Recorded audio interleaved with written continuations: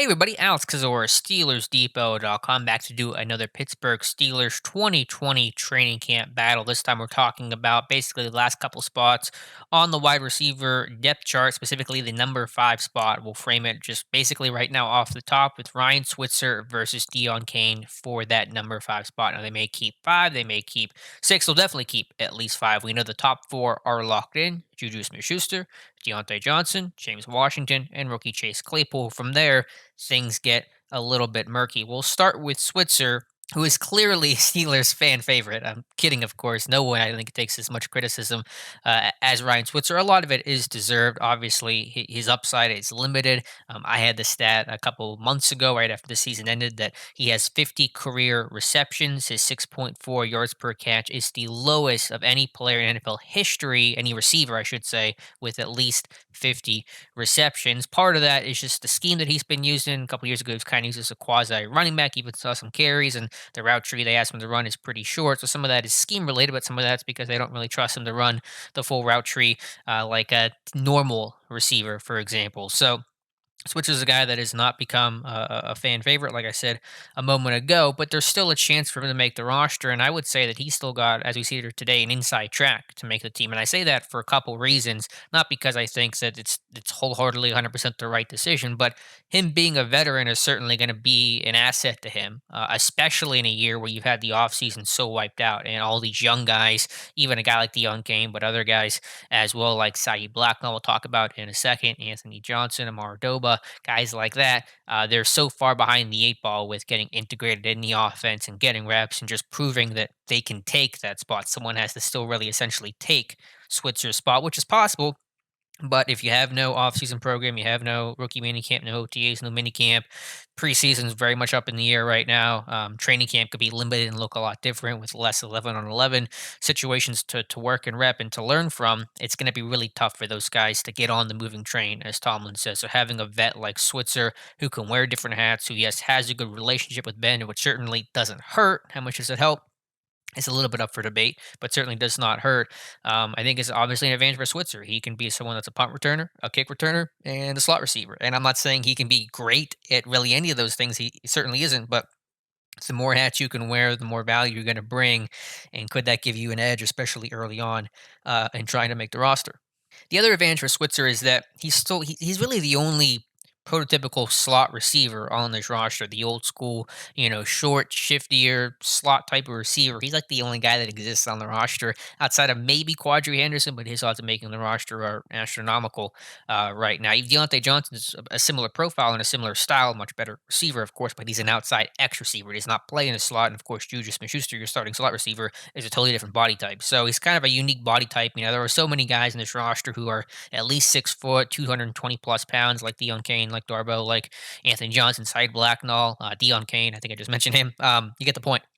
A lot of those big guys. There aren't too many of the smaller, shifty types, and that does, I think, give him a small advantage, just being a different style of receiver that you don't really have on the roster. So I think that's going to help him out as well. So I do think Switzer right now is inside looking out on the roster, as the inside track to take the spot for all the reasons I mentioned. Now, who could push him? Of course, Deon Cain is probably the first name that's going to come to mind. He was plucked off the Colts practice squad. He played with the Colts for like 200 snaps last season. Got waived, sent to the practice squad. He was poached him midseason when all their receiver injuries popped up to Juju, and Deontay had a concussion, and you guys know what happened there. Ended up playing Tevin Jones for a decent chunk of last season. And Kane impressed. There was limited action. He saw like 4 or 5 targets, but he made plays downfield. He drew pass interference calls, and he's certainly kind of that classic height, weight, speed type receiver that can win vertical. And that's such an essential component to this offense. And he was somebody that at least produced a couple splash plays downfield and some big plays this offense sorely needed and sorely missed for most of 2019. So it's a guy that is certainly, again, impacted and hurt by lack of an offseason. Someone like Deon Cain that could go through an offseason program,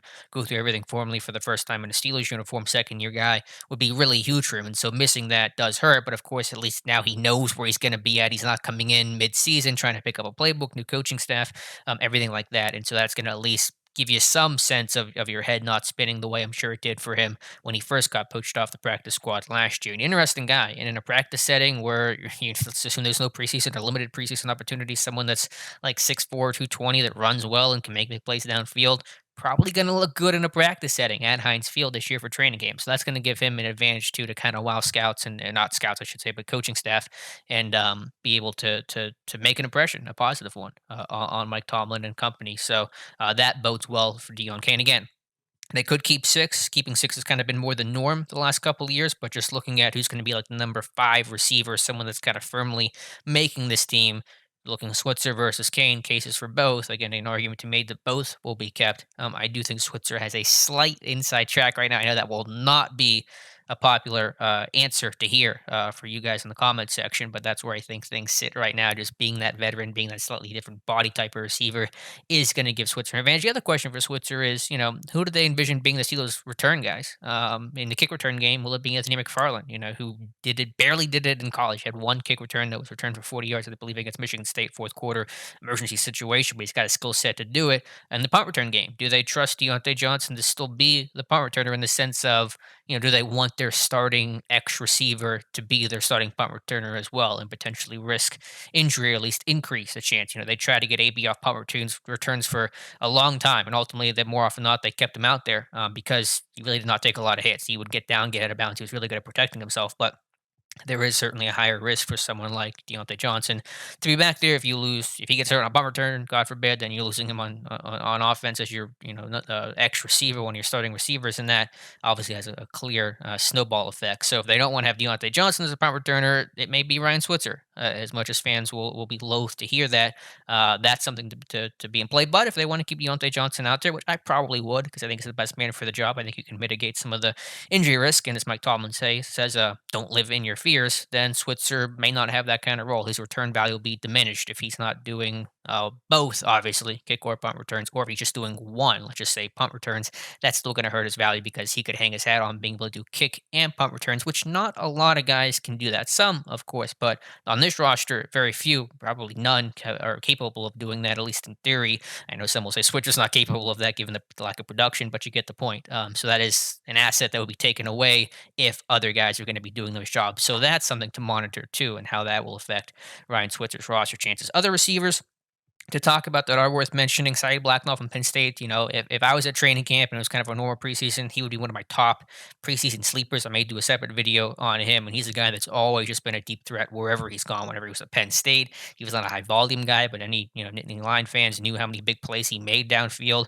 He did it in preseason when he bounced around. I forget what teams he was on, but he's made some noise in preseason action. And he was with the XFL last year. Caught like four passes for 100 something yards, 120 yards, and two touchdowns. Like he's always just been that crazy again, height, weight, speed kind of guy making big plays downfield. So that's a guy certainly to keep an eye on because I think again practice setting, in shells or even just in pads, and it's not a preseason stadium. I mean that's a guy that should look good, just in the way that like Paxton Lynch is going to probably look good in practice because he's got the pedigree and just kind of the arm strength and some of just that physical talent that's really tough to find. I think Blacknall's kind of in a similar boat who should look good in those moments. Other receivers, you have again Anthony Johnson, Quadree Henderson, a lot of guys who are a lot of unknowns. I mean, Henderson was in camp in 2018, local guy from Pitt.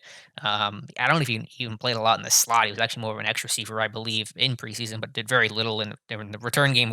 Is where he would have to make noise. And if there's no preseason opportunity at all, no preseason games, I mean, you can't replicate returns in training camp, even in a training camp in normal situations. They rep it and they work it, but when you're in the kick return game, maybe it's really about blocking and setting things up, and the return guy goes half speed, and there's never really an opportunity to look good as a return guy and make big plays in that setting. If you've ever been to a training camp practice before, so it's hard for him to see really his path to the roster practice squad at best. The best hope for a lot of these guys is going to be 12-man practice squads that hopefully get expanded even more to give guys more opportunities because of the loss of opportunity and potentially some COVID, list as well to expand rosters for if guys get sick or test positive, the team will have more flexibility to add some more players onto their roster. And that's kind of the same boat for Amar Doba or Anthony Johnson or guys like that. But right now, you have your top four are locked in. I think Switzer inside track for 5. I go Kane 6. should they keep six and keep an eye on Saeed Blacknall as a potential sleeper that I think will make some noise and you'll hear some buzz about him come the summer, assuming that training camp at least happens. So that is the state of the Steelers wide receiver battle. We'll do a couple more training camp battles in the future. Let me know your thoughts on the training camp battle. Who do you think will make the roster as your number five and potential number six receivers? Is it Switzer? Is it Kane? Is it going to be someone else? Let me know your thoughts in the comments below. Thank you guys so much for watching and we will talk to you soon.